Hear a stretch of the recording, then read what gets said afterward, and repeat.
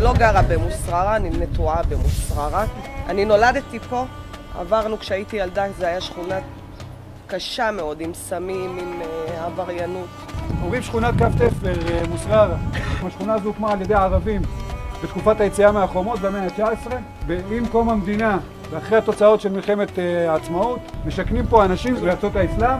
זה הופך להיות מגורות של עזובה והזנחה. אנשים די איבדו את האמון בממסד, והגיעו למצב של הרמת ידיים, לא עושים כלום למען חינוך, לא עושים כלום למען ביטחון, מה שיהיה יהיה. גדל פה דור חדש, שבאמת בשנות ה-70 יוצא עם מה שכולם מכירים כמחאת הפנתרים השחורים. זה לא לחינם שהפנתרים השחורים התחילו בשכונת מוסררה, כי הייתה פה מצוקה. הייתה פה מצוקה כבדה. אם דיברתי על תהליך של הזרה תרבותית, של דחיקה תרבותית, של דיכוי תרבותי, שכונת מוסררה היא מיקרוקוסמוס של כל הדבר הזה בכל הארץ. תוכנית נטועים היא תוכנית מנהיגות בני מקום. זאת אומרת שהחבר'ה של עפולה הם עפולאים, והחבר'ה של מגדל העמק הם מגדל העמקים, והחבר'ה של באר שבע הם באר שבעים. אני אישית משתתפת בפרויקט נטועים באומנות בעפולה. הקבוצה שלי נקראת נטועים בכלכלה. הפרויקט שלנו עוסק בעצם ליצור איזושהי פלטפורמה בעיר שנוכל לעזור לצעירים להבין יותר את כל הנושאים של כלכלה. אני עובדת בפרויקט של גינה קהילתית בעפולה, שאנחנו מפעילים שם את הקבוצה של הורים וילדים. בשבילי להיות נטוע זה להישאר בעיר עפולה, לפתח אותה כמה שיותר, לנסות לגרום לאנשים להישאר. צריכים להבין שהתושבים, הדור המשך פה, זה בכל זאת אנשים שספגו הרבה סיפורים של ממסד ודיכוי, ואמרנו זהו, את פה. לא יכול להיות שמישהו יבוא לגור אצלנו ויכתיב לנו איך לחיות. אתה לא יכול לשנות את חוקי המשחק בגלל שאתה הגעת. אני רוצה להגיד על התהליך שאני עברתי, שלהגיע לשכונת מוסררה ובעצם לפגוש את הזהות שלי כדי שנולד במרוקו מחדש. ואז להתייחס אל המקום כאל בסיס, כאל מצע, לצמיחה של דברים חדשים. מתוך היכרות עם הסביבה ועם האנשים שנמצאים כאן בשכונה. בשבילי להיות נטוע זה קודם כל להיות מחובר למקום שבו גדלת, במקרה שלי מגדל העמק. זה לשנות את המקום מבפנים.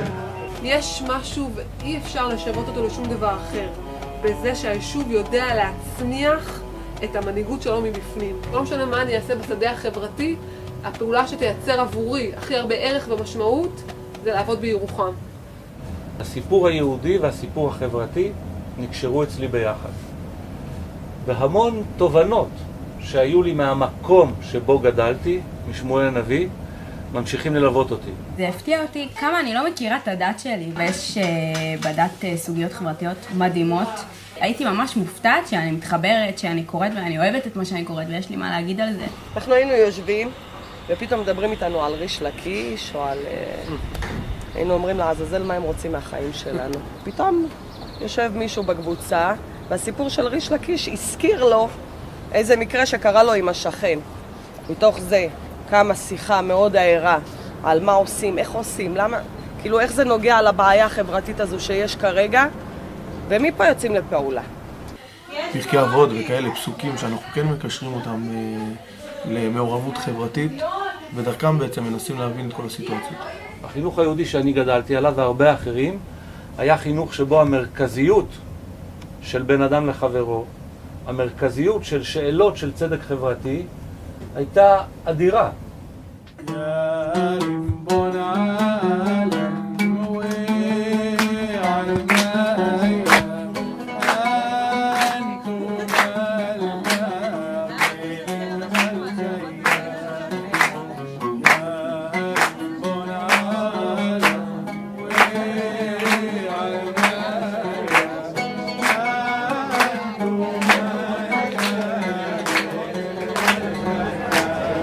אתה מקבל ממקום את הערכים, את האידיאלים, כמו עץ נטוע שנותנים לו, מעניקים לו, מתפתח, הוא יכול בעצם להחזיר למקום, אם זה בצל, אם זה בפירות, ולתת את הערכים האידיאליים האלה לשאר האנשים. מבחינתי הפעילות במזרח שמש עוזרת לי בעצם לחבר את כל התושבים של עפולה ולהראות את הייחודיות של עפולה. וגם לנו, לתושבים ולסטודנטים שמשתתפים, בעצם לחזק את השורשים ולחזק את המהות שלנו של עפולה ומה אנחנו מרגישים בעפולה. אני חושבת שהם נותנים לנו הרבה כלים לדעת איך להתמודד בתור אנשים צעירים עם תהליכים שקורים במדינה שלנו, בעיר שלנו, ולקדם את הסביבה שלנו, את הבית שלנו, את העיר שלנו למקום הרבה יותר טוב. קח אחריות על הסביבה שלך, אתה חוזר לקהילה שלך, אתם חוזרים לקהילות שלכם. אתה חוזר לבלוג שלך בקריית גת, או לבית של ההורים שלך, תסתכל מסביב, תראה מי האנשים שלהם. איזו אוכלוסייה יש. איך אתה יכול לפגוש את האחר ולהכיל את הסיפור שלו, את התכנים שלו לתוך עולם האומנות שלך. שאלנו מה זה להיות חלק בשלם. אם אני חלק שנכנס למשהו, אני צריך להיות גמיש. אם הגמישות שלי יוצרת גמישות בצד השני, נוצר איזושהי הרמוניה. האם אני בא קשה, וגם הצד השני בא קשה, ואז יש פה דיסהרמוניה. האם לעולם הכניסה שלי משנה את חוקי המשחק, צריך להבין את זה. רק השאלה, איזה דינמיקה נוצרת שמשנים את חוקי המשחק. שנה ראשונה הייתה הרבה להבין, לראות, שנה הבאה צריך כבר להחליט. איפה אתם החלק בשלם? מה אתם עושים כדי שהקהילה שלכם תתארגן? מה אתם עושים שאתם תהפכו להיות הצינור לשינוי חברתי בקהילה שלכם?